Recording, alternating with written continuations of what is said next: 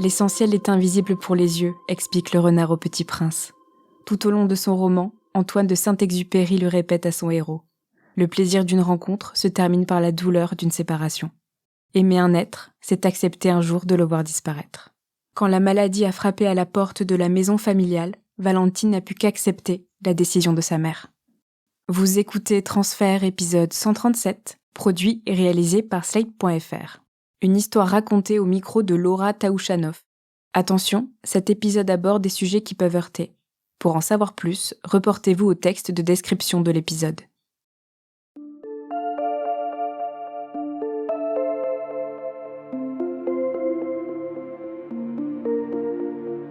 On est en 2011, j'ai 22 ans et j'habite dans la métropole lilloise avec mes parents. J'ai un petit frère qui a 19 ans et qui est étudiant en informatique et une sœur qui a 24 ans et qui est pharmacienne dans la région également. On est une famille qui fait pas de vagues en fait. Mes parents, ils sont hyper soudés, je les ai jamais vus s'engueuler. On communique pas trop entre nous, mais on est soudés à notre façon. On se le dit pas, mais on s'aime et on est une famille normale, on a une vie normale, tout se passe bien.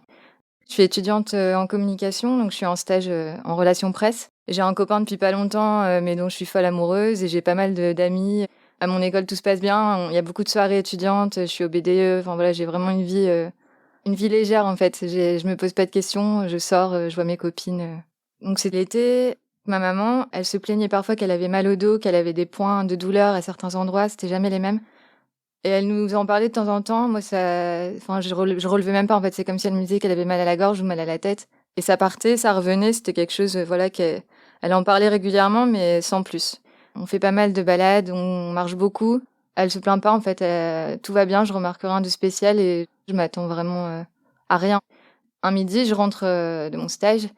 Donc, j'étais dans les escaliers, ma maman arrive et je vois qu'elle a un air vraiment dépité. Elle est pas du genre à pleurer, mais je vois que quelque chose ne va pas et tout de suite, elle me dit qu'elle a fait un examen médical le matin. Moi, je n'y avais pas prêté attention particulièrement. Et elle me dit qu'en fait, ils ont découvert qu'elle avait des métastases cancéreuses suite au cancer du sein qu'elle avait eu en 1995. Elle avait eu 2 récidives de ce cancer. Et là, voilà, ça avait provoqué des métastases osseuses. Donc elle me dit ça, moi je sais même pas ce que c'est des métastases, enfin ça me parle pas, mais quand je vois sa tête, je me dis, ça a l'air pas cool. Et tout de suite, elle me dit que elle veut pas mourir, que elle veut pas finir en soins palliatifs et qu'elle veut pas finir comme Annick. Annick, c'est la sœur de mon père qui a eu un cancer du sein quelques années auparavant. Elle est décédée de ça et on l'a vue mourir en soins palliatifs, c'était horrible. Et voilà, et donc elle me parle tout de suite de ça et moi, déjà le temps d'assimiler la nouvelle, je réagis plus dans la confrontation. Enfin, je lui dis: «Mais n'importe quoi, tu vas pas mourir, pourquoi tu dis ça? Enfin, non». En plus, on a déjà eu des cancers dans la famille, mon père a déjà eu un cancer, ma mère, elle a eu son cancer du sein, on s'en est toujours sortis, donc je me dis, je vois pourquoi là, ce serait différent. Je comprends pas, son état, vraiment dépité à ce moment-là. Je retourne à mon stage l'après-midi, j'y pense, j'en parle à des collègues qui ont l'air presque plus dépités que moi. J'ai l'impression que je me rends pas vraiment compte de ce qui se passe. Et donc le soir, dans mon lit, je regarde sur Google, je tape métastase osseuse. Je voulais voir en fait le diagnostic et je vois qu'il y a très peu de chances de s'en sortir et que voilà, il prévoit 3 ans de durée de vie maximale. Donc là, je me dis que c'est très grave et que effectivement, je comprends son air dépité. Donc je fonds en larmes, mon père arrive dans ma chambre et il me dit: «Bah, qu'est-ce qu'il y a?» Donc je lui montre mon portable et il me dit: «Mais non, mais n'importe quoi, faut pas regarder tout ce qu'il y a sur internet, au moindre rhume, on nous annonce la pire des maladies, c'est n'importe quoi, elle va pas mourir, t'inquiète pas». Et il s'en va et j'ai envie de le croire, mais je le crois pas vraiment. Je me couche en me disant quelque chose commence, quoi. Au début, voilà, elle prend des comprimés, elle continue d'aller travailler, elle voit ses amis, c'est quelque chose qui est là, mais qui prend pas trop de place. Finalement, moi, je passe presque à autre chose. Je vis ma vie d'étudiante, je sors, j'y pense, mais de moins en moins. Et un jour, en fait, elle arrête de travailler parce qu'elle commence un traitement de chimiothérapie. Et là, je me dis, est-ce qu'elle va retourner travailler un jour? Elle avait vraiment pris toutes ses affaires. Et ça me fait peur. Donc, la chimiothérapie commence et là, les symptômes apparaissent. Donc, elle perd ses cheveux, elle perd ses cils, elle perd ses sourcils. Elle a des jambes comme des poteaux qui gonflent. C'est plus la même personne. C'est quelqu'un de malade maintenant, même si elle achète une perruque pour se sentir mieux dans son corps, on voit que c'est une personne malade. Je sais pas ce que c'est une chimio, elle me propose jamais de l'accompagner à ses rendez-vous. Et j'en ressens pas le besoin non plus. Voilà, elle mène un peu son combat comme une guerrière toute seule. Et en fait, progressivement, elle perd sa mobilité. Elle a besoin de nous pour des petits gestes du quotidien. Par exemple, elle monte les escaliers. Elle s'arrête en cours de route pour nous demander de l'aide. Au début, pour lui tenir la main, et puis après, pour monter avec elle. Et à la fin, en fait, elle arrive plus à monter les escaliers. Elle fait beaucoup d'activités créatives, donc du tricot, de la broderie, toutes ces choses-là. Et à certains moments, elle arrive plus à tenir ses aiguilles. Elle se sent, voilà, là, elle voit que son corps la lâche petit à petit, en fait. Elle qui est si indépendante, elle doit de plus en plus faire appel à nous pour l'aider au quotidien. Et c'est quelque chose qui la mine beaucoup. Au fur et à mesure, en fait, ce qui me choque le plus, c'est qu'elle a des nodules cancéreux, c'est des espèces de boules qui apparaissent à la surface de la peau, sur son crâne. Et du coup, donc c'est vraiment physique. Là, on voit que c'est la maladie qui s'exprime. Ça fait peur. À plusieurs moments, elle me demande de vérifier. Elle me dit ah, regarde, j'ai pas une petite boule là. J'ai l'impression que j'ai un quelque chose. Et moi, en fait, je veux pas que ce soit ça. Donc je lui dis direct, mais non, c'est un bouton. Enfin, je regarde. Ça me fait peur et j'ose même pas toucher. Et je lui dis, mais non, ça doit être un bouton. T'inquiète, c'est pas ça, alors qu'en fait, une fois sur deux, c'est ça. Et donc, plus elle en a, et plus c'est inquiétant. Donc, c'est quelque chose qui me fait faire des cauchemars la nuit, parce que c'est vraiment impressionnant, et c'est vraiment la maladie qui parle, en fait, sur son corps, et qui te prend de plus en plus de place. Plus elle a de nodules cancéreux, et plus ça veut dire que les traitements ne fonctionnent pas, et donc, en fait, c'est violent pour nous, quoi. Et pour elle, avant tout, aussi. Donc, à force de plus pouvoir se déplacer comme elle le voulait, on calcule chaque déplacement, chaque balade, il faut que ce soit pas très loin. Plusieurs moments, on est dans un magasin, elle s'arrête de marcher, elle me dit qu'elle arrivera plus à avancer. Donc en fait, au bout d'un moment, on se rend à l'évidence. Donc on achète un fauteuil roulant, donc c'est le premier cap difficile, de voir sa maman dans un fauteuil, de devoir la déplacer, etc. Et donc on commande un lit médicalisé aussi, puisque voilà, elle peut plus se déplacer à l'étage. Donc on descend ses affaires, sa brosse à dents, etc. Et on lui installe un lit médicalisé dans le bureau de mon père pour voilà, qu'elle évite de monter et de se fatiguer. Donc ça fait bizarre de se dire, voilà, on descend sa brosse à dents, peut-être que plus jamais elle va monter se laver les dents en haut. C'est un peu comme une chambre d'hôpital mais à la maison, donc avec des bouteilles d'oxygène en cas de détresse respiratoire et voilà, tout son traitement. Donc moi, pendant ce temps-là, je suis toujours en communication et je prends un appartement à Lille. Malgré tout ça, j'essaye de continuer, d'essayer d'avoir une vie un peu plus légère de mon côté. Cette période, c'est difficile puisque mon petit frère, qui faisait donc des études en informatique, se sent très mal en fait. Il a 19-20 ans et des problèmes qu'on peut croire des problèmes d'ado, problèmes de peau, confiance en lui, etc. En fait, s'avère bien plus important pour lui et donc il fait une espèce de dépression où il a des idées suicidaires, etc. Et il en parle beaucoup à ma mère. Je suis très énervée contre lui parce que je me dis on en bat assez et que ce qui me dérange le plus, c'est que ça préoccupe beaucoup ma maman qui est déjà dans un état assez compliqué. Donc je trouve ça pas cool en fait pour elle. Le pauvre, c'est pas de sa faute, mais à ce moment-là, je me dis laisse-la tranquille. En plus, il y a plus grave. Essaye de relativiser sur tes problèmes qui en sont pas vraiment. En fait, je comprends pas que ces problèmes soient si importants. Ma sœur a déménagé à Paris avec son copain. Et mon frère est en Angleterre, donc je suis en fait la seule qui habite à proximité de chez mes parents. Donc j'essaye d'y aller le plus souvent possible pour les voir, pour soutenir aussi mon père qui est tout seul avec elle. Tous les midis, je rentre manger à la maison pour voilà, être présente auprès de ma mère et ça lui fait du bien parce qu'elle me dit ah, quand t'es là, je pense à autre chose, ça me fait du bien. Et à la fois, elle me dit: «Ah, je devrais pas te dire ça parce que du coup, tu vas te sentir obligée de venir» et je lui dis: «Non, mais en fait, si, je me sens obligée» et en même temps, ça me fait du bien aussi de lui faire du bien donc je rentre le plus possible, je m'occupe d'elle, je lui coupe les ongles parce qu'elle arrive plus à se couper les ongles, enfin des petits gestes du quotidien comme ça. Je lui fais des massages dans le dos, chose que mon père, voilà, il est pas trop, tactile donc c'est pas quelque chose qu'il fait spontanément. Comme elle est de moins en moins mobile, elle se lave pas tous les jours. Il y a une journée où elle me dit dis-moi si je sens pas bon parce que je m'en rends même pas compte, je me lave pas tous les jours et je lui dis mais si, enfin arrête. J'essaye de l'accompagner en fait dans les petits gestes du quotidien et aussi d'être là pour faire diversion et de lui raconter ma journée au travail, etc.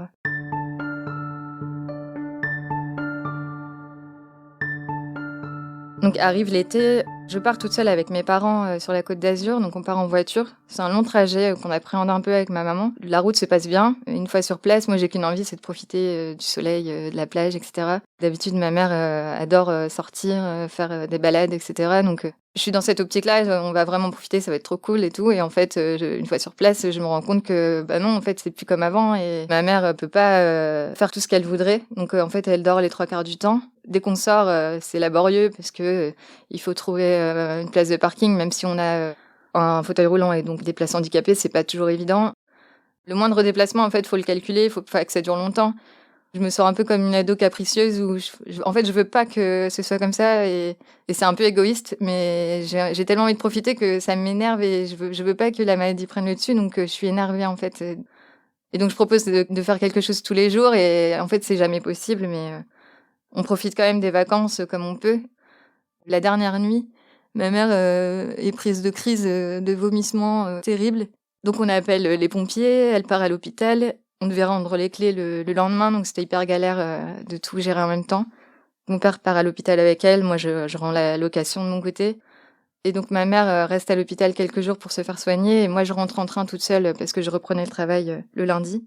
Sur le trajet du retour, je me dis ah ok, en fait c'est sûrement les dernières vacances tous ensemble, c'est la dernière fois qu'elle voit la mer parce que on a réussi à y aller en voiture, mais voilà, elle termine les vacances à l'hôpital, donc c'est sûrement les dernières vacances et les derniers moments passés ensemble dans ce contexte-là.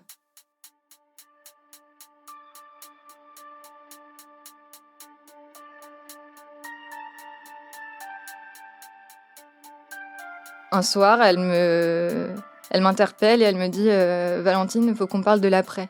Quand elle me dit ça, je sais très bien ce qu'elle veut dire en fait. L'après, ça veut dire quand elle va mourir en fait. Enfin, j'imagine que c'est ça. Mais comme je veux pas que ce soit ça, je fais encore semblant. Je lui dis l'après quoi, qu'est-ce que tu veux dire? Et elle me dit voilà, mon état se dégrade, il y a pas d'issue. Les médecins vont toujours lui proposer un traitement parce que c'est le rôle des médecins, mais tous les traitements s'avèrent inefficaces et ils ont beaucoup plus d'effets indésirables que de bénéfices. Donc en fait, elle compte voilà, arrêter la bataille. Elle me parle d'un article qu'elle a vu dans La Voix du Nord d'un médecin en Belgique qui pratique l'euthanasie. Donc quand elle me dit ça, je me dis mais l'euthanasie c'est pour les animaux. Enfin, j'ai jamais entendu. Elle me dit que oui, c'est pas légal en France, mais que c'est autorisé en Belgique. Et qu'elle s'est renseignée, qu'elle a vu donc cet article dans La Voix du Nord et qu'elle s'est rendue en Belgique pour rencontrer ce médecin. Et qu'au vu de son dossier médical, il l'a rassurée en disant que voilà, le jour où ça n'irait vraiment plus, elle pourrait venir le voir et mettre fin à tout ça en fait. Je suis accablée en fait, c'est dur d'envisager cette solution. J'y ai pas pensé en fait du tout avant ça. J'ai pas trop de souvenirs précis de ce moment, mais je sais que je pleure beaucoup et elle est assez froide dans la façon dont elle m'annonce ça. C'est très terre à terre. Je la trouve dure parce qu'elle me regarde et elle me dit tu crois pas que ce serait plutôt à moi de pleurer Donc oui, bien sûr, mais à ce moment-là, j'ai besoin aussi de soutien et en fait, je pense qu'elle a pas la force de me soutenir et moi, j'ai pas la force de la rassurer et donc en fait, on est toutes les deux là à vivre le truc comme on peut et c'est pas comme si elle me disait je me suis renseignée sur l'euthanasie, là j'ai rencontré le médecin, ça se passe comme ça, j'ai le numéro, si je veux y aller, j'y vais. Elle a déjà tout prévu, donc c'est un peu comme si elle m'annonçait déjà sa mort à ce moment-là et donc je commence un espèce de deuil bizarre où il faut que j'accepte la nouvelle et donc en fait ce qu'elle veut aussi en m'en parlant, c'est avoir mon accord. Si quelqu'un s'y opposait dans notre famille, elle le ferait pas. Ça, elle me le dit clairement. Est-ce que t'es ok? C'est hyper bizarre de dire oui, je suis ok que tu meurs. Bah non, je suis pas ok, mais oui, je suis ok parce que bah voilà, je vois que ça va plus et que dans ma famille, personne s'y oppose, personne fait d'histoire, tout le monde accepte en fait son choix. Il y a pas de sujet en fait, c'est acté assez vite. Après ça, moi, je la colle tout le temps, en fait. Je suis comme un bébé, je la colle de partout. Elle va dans la cuisine, je vais dans la cuisine. Elle va dans le salon, je vais dans le salon. Elle se fout clairement de moi. Elle me dit, mais t'es vraiment une peau de colle, arrête. Ça me fait rire, mais je la trouve dure aussi parce que je me dis, attends, tu nous dis que tu vas mourir et enfin, oui, j'ai envie de te coller, oui. Je comprends que ça puisse être lourd, mais j'ai juste envie d'être H24 avec elle et parce qu'à ce moment-là, je me dis déjà qu'elle va mourir. Chaque journée que je peux passer avec elle ou chaque moment, bah, je le prends en fait.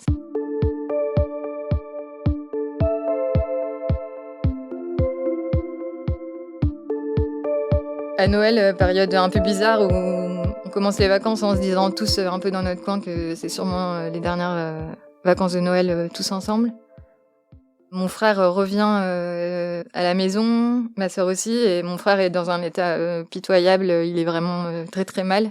Je l'emmène faire des achats de Noël dans le coin et je lui dis: «Mais tu te rends compte, c'est le dernier Noël de maman et toi, t'es pas capable de sourire, d'être présent, tu fais des histoires, arrête de nous gâcher la vie, c'est déjà assez dur comme ça, donc fais un effort et souris, quoi».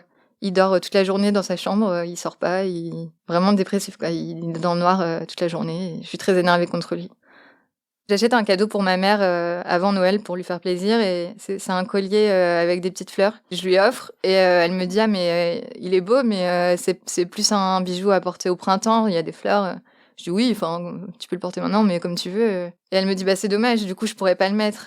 Sous-entendu, bah, je serai plus là au printemps donc ouais, enfin, c'est plein de petites remarques comme ça, hyper violentes, qui paraissent normales. Enfin, pour elle, dans ma tête, bah, je me dis: «Bah si, peut-être que tu seras encore là». Enfin, j'espère, même si j'ai commencé mon deuil, j'arrive pas à me dire, «Ce sera à telle date». Enfin, pour moi, c'est encore quelque chose d'abstrait.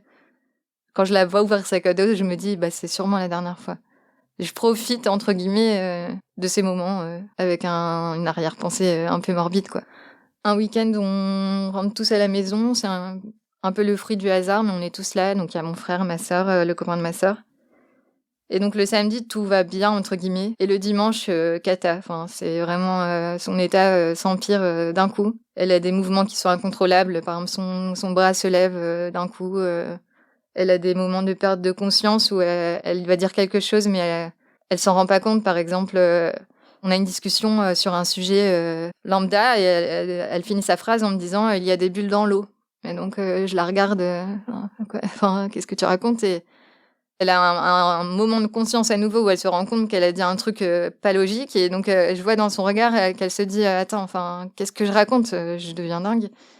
Elle a des incontinences, elle a mal aussi, beaucoup. Tout ça accumulé, c'est vraiment, genre la matinée horrible, où on l'a jamais vue comme ça, vraiment, aussi démunie et elle est dans sa chambre, dans sa chambre, qui a été aménagée, au rez-de-chaussée. Et à un moment, elle interpelle ma sœur et moi, je suis dans le couloir et je l'entends dire: «Mais vous pouvez pas me laisser comme ça». Ma sœur lui dit: «Bah, qu'est-ce que tu veux dire? Vous pouvez pas me laisser comme ça, c'est le moment d'agir, on c'est fini, quoi». Ma sœur, en fait, cherche, je vois qu'elle cherche à lui faire dire, d'elle-même, en fait, pour pas la pousser, à quoi que ce soit, lui dire: «Mais qu'est-ce que tu veux? Enfin, tu veux faire quoi?» Et donc elle dit: «Bah, je veux appeler le médecin, en Belgique». Je suis un peu, tétanisée toute seule dans le couloir, j'entends ça et ma sœur dit: «OK, mais c'est quoi le numéro? Ça paraît con, mais c'est quoi le numéro?» Donc elle lui dit: «Bah, il y a une pochette jaune, dans le salon, sur le canapé, il y a toutes les infos dessus». Ma sœur sort, elle va chercher la pochette. Donc moi je pleure, je vais voir ma mère, je pleure, je parle même pas. On se le dit pas, mais personne n'est capable d'appeler, en fait, on doit dire quoi dans ce contexte-là? On appelle une amie de la famille qui est, cardiologue et qui est toujours là, dans les moments difficiles, c'est quelqu'un de très présent pour nous et du coup, comme elle est dans le domaine médical, on l'appelle et on lui dit: «Écoute, qu'est-ce qu'on fait?» Enfin, donc du coup, elle nous dit tout de suite: «Bah, j'arrive», donc c'est vraiment comme si, la mort, frappait à la porte. Elle arrive, elle regarde ma mère et elle lui dit: «Bah, alors?» Donc elle lui demande une dernière fois si elle est sûre et ma mère lui dit: «Oui, oui, oui, je suis sûre». Elle appelle le médecin. Nous, on est là, on fait des allées-venues dans la maison, enfin, un peu comme des zombies. Et elle lui dit: «Ben, vous pouvez y aller demain à l'heure que vous voulez, vous serez accueillis et vous avez "rendez-vous" entre guillemets demain».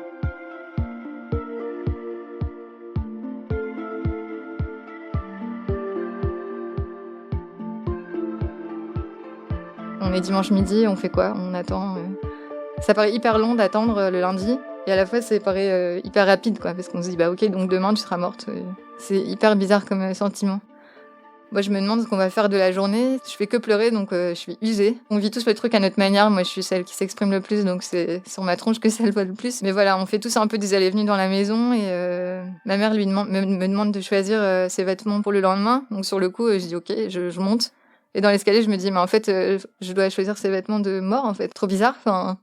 Je monte, je me retrouve devant le placard, je me souviens même plus de ce que j'ai choisi, mais faut que je prenne quelque chose de pratique parce qu'elle sait plus enfiler de pull, donc faut que ce soit des gilets, je lui descends 3-4 tenues différentes. Je regarde même pas ce qu'elle choisit parce que je trouve ça glauque.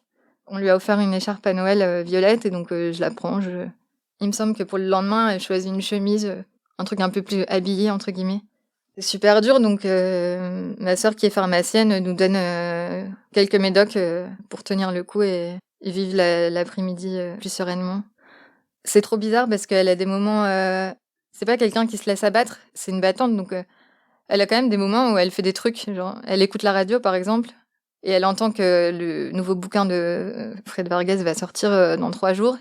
Et donc elle nous dit ah c'est cool, le livre, il fait un nouveau bouquin. On lui dit ouais mais c'est dommage du coup, enfin presque en rigolant on lui dit c'est con, tu pourras pas le lire. Elle dit c'est pas grave, vous le lirez pour moi. Mon seul souhait c'est d'aller me coucher et de pas penser, enfin je sais pas, de sortir de moi-même. Le soir elle s'installe à table pour manger quand même. C'est plutôt une couche tôt et là on avait le sentiment qu'elle faisait tout pour traîner. Elle regarde la télé jusqu'à minuit.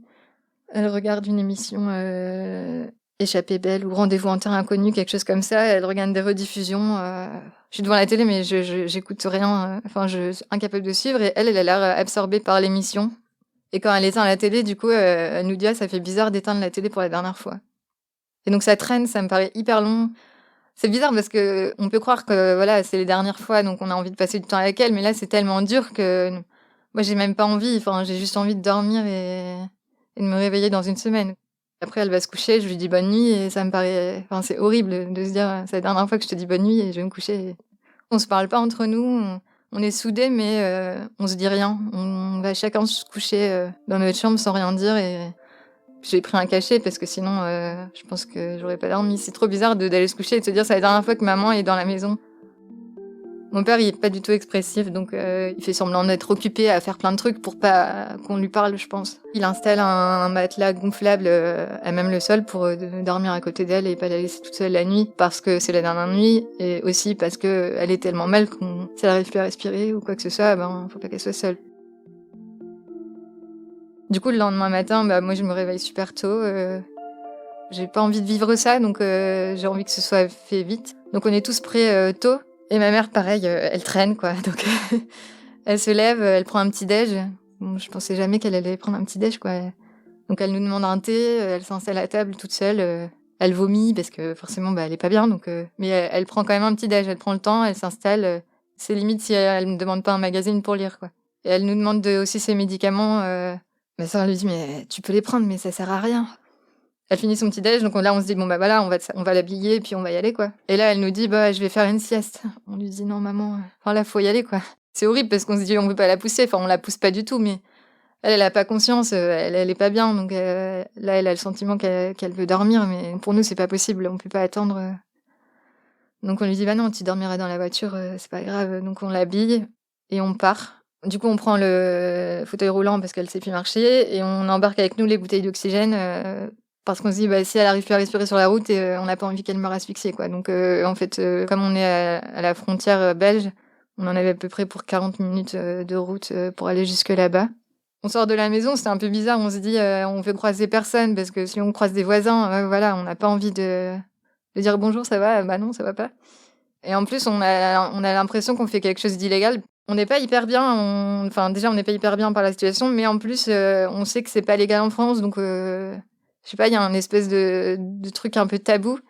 On se dit si on se fait arrêter à la frontière, donc on lui met sa perruque parce qu'elle a l'air tellement mourante qu'on lui met sa perruque pour un peu passer inaperçu, c'est trop bizarre. Et ma sœur lui donne un cachet. Elle voulait pas être trop abrutie, donc elle lui donne un quart de cachet pour qu'elle somnole un peu et qu'elle se sente mieux sur la route. Alors que c'est son choix, c'est nous qui devons la mettre dans le fauteuil, c'est nous qui devons l'installer dans la voiture, c'est nous qui la conduisons, alors que nous c'est pas du tout ce qu'on veut vraiment. Enfin, on est ok avec sa décision, mais on veut pas qu'elle meure. Et donc c'est bizarre de faire cette démarche à sa place. Et moi j'ai envie de vomir, donc ma sœur me donne un médicament aussi pour tenir le coup sur la route, quoi. Donc comme on est lundi matin, c'est début de semaine, la vie de bureau. Il y a des bouchons sur la route, il y a des travaux en fait ce matin-là, en plus du fait que ce soit un lundi. Donc on se retrouve dans des bouchons qui me paraissent interminables. On est complètement à l'arrêt sur la route. Et là on se dit putain c'est pas possible, quoi. J'ai envie de vomir. Ma mère, on a peur pareil qu'elle vomisse ou que, enfin, elle est à l'avant avec mon papa, donc moi je vois juste sa tête appuyée contre la vitre et personne ne parle. On met pas la radio et il y a juste le GPS qui parle et il y a le copain de ma sœur qui est derrière en voiture parce qu'il était venu avec nous. Et c'est bizarre le parallèle de se dire attends nous on va emmener ma mère mourir en gros et les gens vont au bureau et klaxonnent parce qu'ils sont vénères qu'il y ait du monde et mais à la fois, je me dis, heureusement qu'il y a cette réalité parce que ça nous raccroche à la vie qui est à côté. En fait, nous, on a l'impression d'avoir la mort dans la voiture et la vie à côté, dans les bouchons qui nous entourent. Et à la fois, chaque minute qui passait, ça nous rapprochait de sa mort. Et ça, je me le disais en boucle dans la voiture, quoi.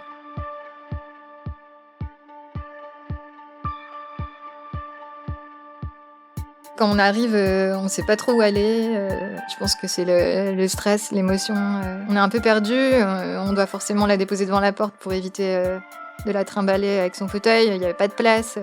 C'est légal en Belgique, mais ils font pas ça tous les 4 matins non plus. Donc c'est un hôpital normal qui est pas immense. Je m'attendais à avoir un service un peu dédié à ça, mais non. Pour nous, on est dans une situation dramatique où on croise des gens qui fument des clopes. Je m'attendais pas à croiser des gens qui venaient pour faire de la kiné. En fait, je voulais pas croiser des gens, je voulais pas dire bonjour. On n'avait pas envie de parler. Et on doit faire la queue comme tout le monde à l'accueil. Et ma mère, elle est dans son fauteuil à attendre. Et en fait, on a envie d'avoir un passe-droit, mais on peut pas parce que les gens sont pas forcément conscients. C'est pas écrit sur son visage qu'on vient pour ça. Donc, c'est très bizarre de faire la queue.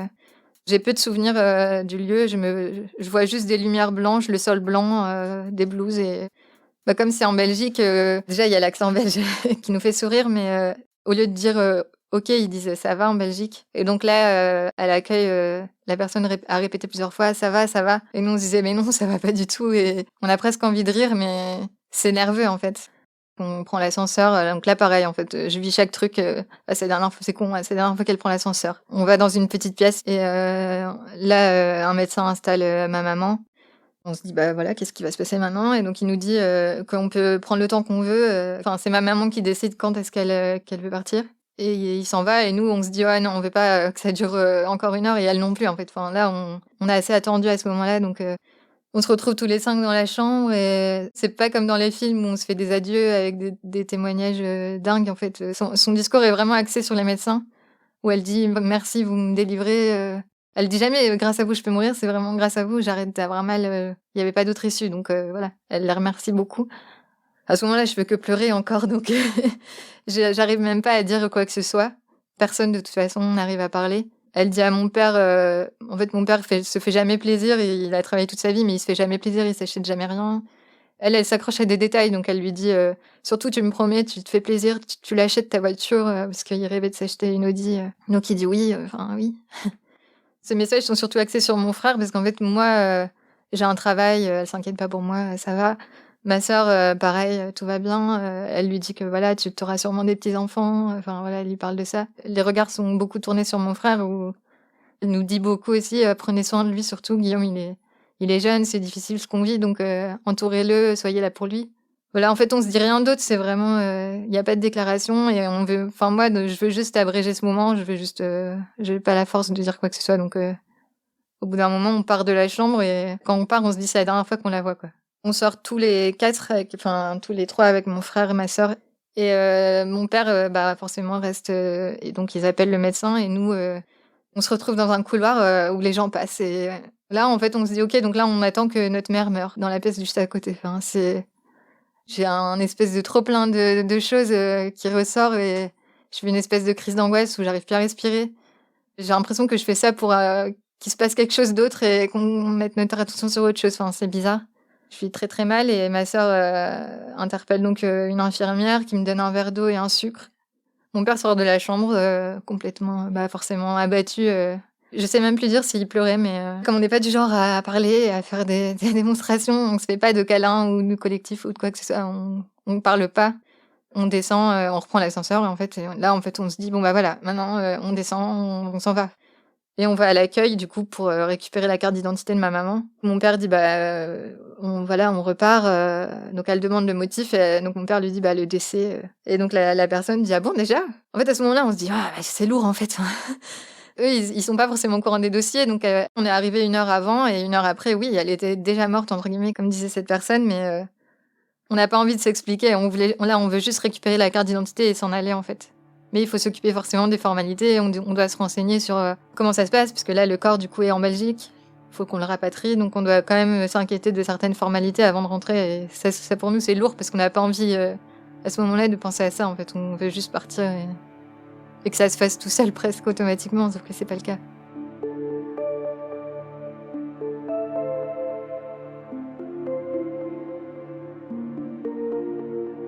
On reprend la voiture du coup à 4 au lieu de 5.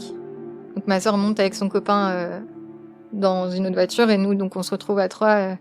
Moi je m'installe derrière parce que j'ai pas envie de m'installer à la place de ma maman qui était là il y a 1 heure et là Je sais pas comment mon père fait pour conduire. Il pleure pas, il a le regard dans le vide, il met le GPS et je pense il s'attache juste à l'objectif, encore une fois, de maintenant il faut rentrer, donc on rentre.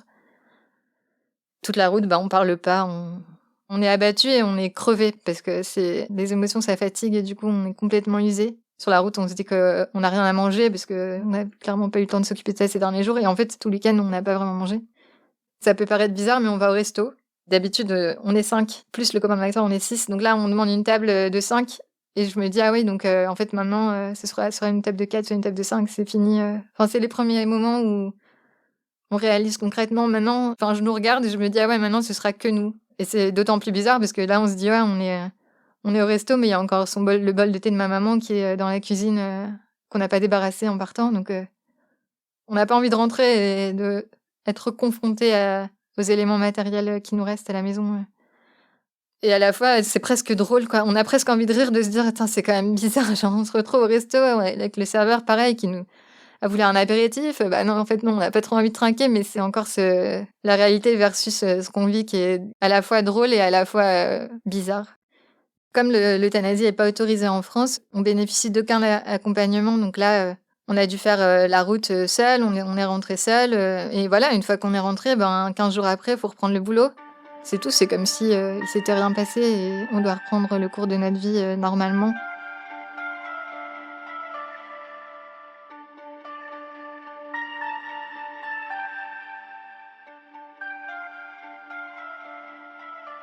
Aujourd'hui, du coup, j'ai 32 ans. J'ai une petite fille qui a 5 mois et demi qui s'appelle Alix. Et donc forcément, après tout ça, le cancer, c'est devenu un peu omniprésent dans ma tête. Je lis beaucoup de livres sur le rapport à l'alimentation, les aliments anti-cancer, des choses pas super gaies, mais en gros, je veux avoir la meilleure hygiène de vie qui soit pour pas avoir de cancer. Et à la fois, c'est complètement idiot puisque, en fait, ma mère, elle avait une super hygiène de vie, elle mangeait bien, elle fumait pas, elle buvait pas, enfin, tout allait bien, elle faisait un peu de sport, etc. Je me dis, elle, c'était juste la faute à pas de chance. Mais moi, je me dis, du coup, si je peux mettre toutes les chances de mon côté pour être en bonne santé, je le ferai.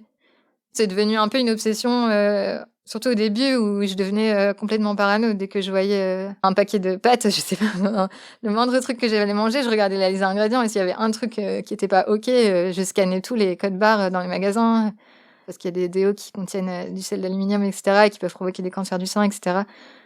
Si je vis la même chose que ma maman, ce que j'espère pas, bien sûr, mais je veux pas que ma fille, plus tard, vive la même chose que moi aussi. En fait, c'est complètement ridicule, cette loi qui interdit l'euthanasie. Et je me dis, si moi, un jour, je suis dans la même situation, oui, j'aurais aussi envie de choisir quand je vais mourir, si vraiment ça va pas.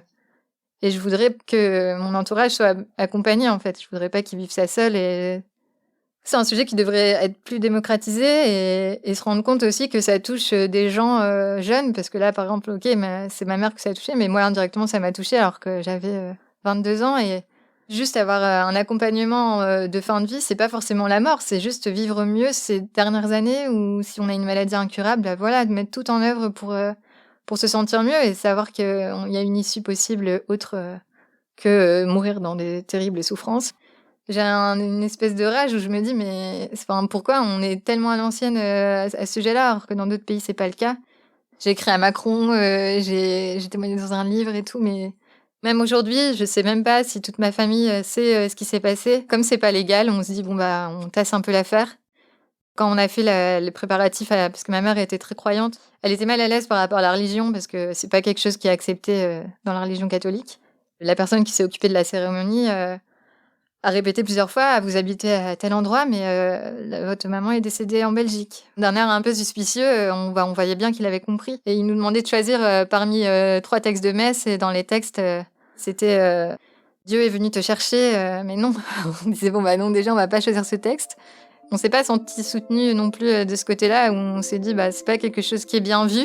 C'est pas l'appel de Dieu qui est venu chercher ma maman, c'est elle qui a choisi son moment, et ça coïncide pas, et c'est dommage, parce qu'elle est croyante, et une espèce, pas de honte, mais de gêne, en fait.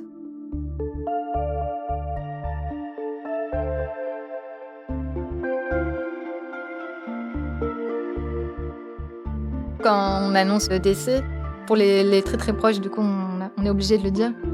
Et en fait, c'est des démarches en plus de faire rapatrier un corps, etc. Et on n'a pas envie de ça, quoi. Ma maman aurait pu avoir de l'aide, que ce soit pour les démarches, la paperasse.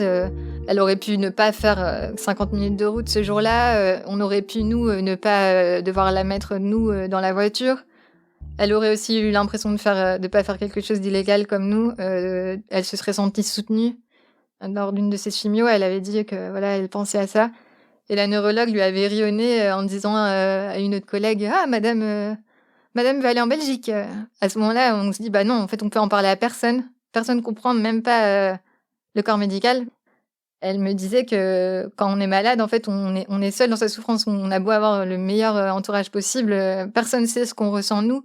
Et juste être aidé là-dessus, en fait, savoir qu'on peut avoir une issue, on peut appuyer sur le bouton pour dire stop et s'en aller. Rien que de le savoir, sans forcément le faire, ça change tout. Dans le contexte similaire à celui de ma maman, elle n'était pas du tout suicidaire, elle n'a jamais voulu mourir, elle était pleine de vie, elle faisait plein de choses, elle voyait plein de gens, elle se plaignait jamais, on l'a jamais entendu dire pourquoi moi et pas les autres, pourquoi j'ai ce cancer, elle n'a jamais rien dit. Et c'est juste que là, il n'y avait pas d'issue, elle a tout essayé, ça marchait pas, des années.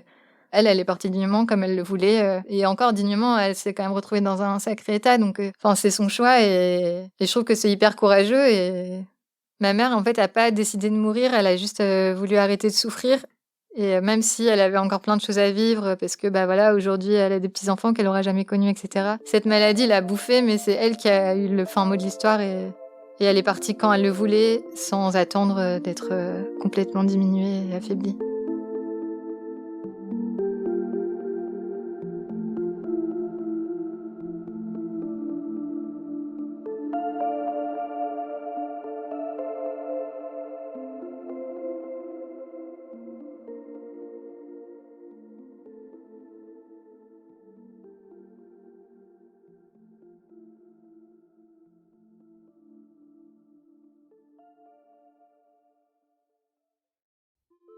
Vous venez d'écouter Transfert épisode 137. Cet épisode est signé Laura Taouchanoff.